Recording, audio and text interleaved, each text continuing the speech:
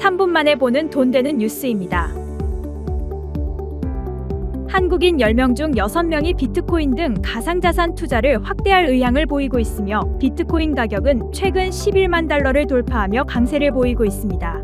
미국과 중국의 무역 협상과 도널드 트럼프 대통령 및 일론 머스크 간 갈등 완화가 가상자산 시장에 긍정적 영향을 미친 것으로 분석됩니다.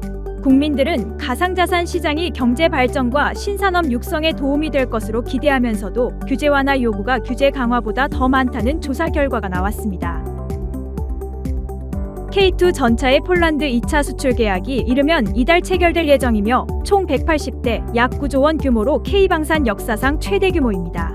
이번 계약에는 기술 이전과 현지 생산, 유지 보수 사업도 포함되어 있으며 폴란드는 러시아, 우크라이나 전쟁 영향으로 국방력 강화를 위해 K방산 제품을 지속 도입하고 있습니다. 이 계약은 이재명 정부 들어 처음 성사되는 대규모 방산 수출 계약으로 K방산의 글로벌 경쟁력과 재구매 수요가 계속 증가하고 있음을 보여줍니다.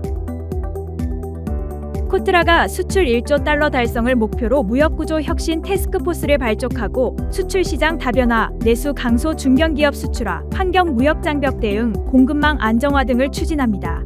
특히 K컬처, 디지털 서비스, 방산, 조선, AI 등 주력 산업과 글로벌 사우스 신시장 개척에 집중하며 문화 서비스 수출 확대에도 힘쓰기로 했습니다.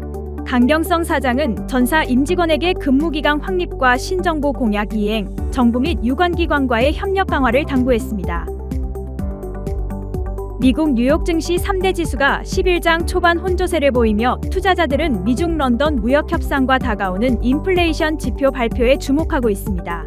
미중 무역 협상은 수출 통제 문제를 중심으로 진행 중이며 양국 갈등 완화에 대한 기대가 커지고 있습니다.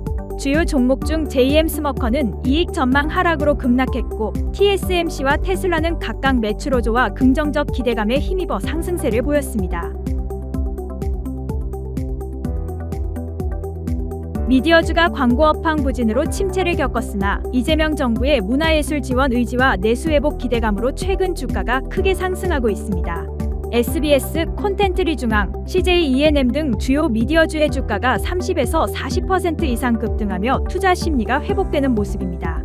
증권가에서는 새 정부 정책, 기업 합병, 한한령 해제 등 다양한 모멘텀이 남아있어 미디어주에 대한 지속적 관심을 권고하고 있습니다.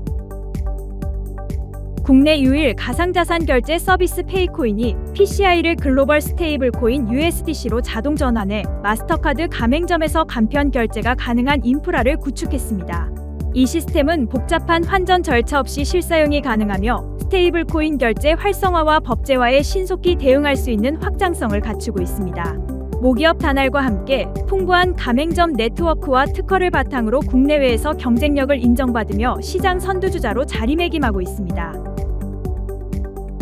산업부가 5년간 300억 원을 투입해 중소 중견기업이 공동 활용할 수 있는 산업 AI 인프라 구축에 나섭니다.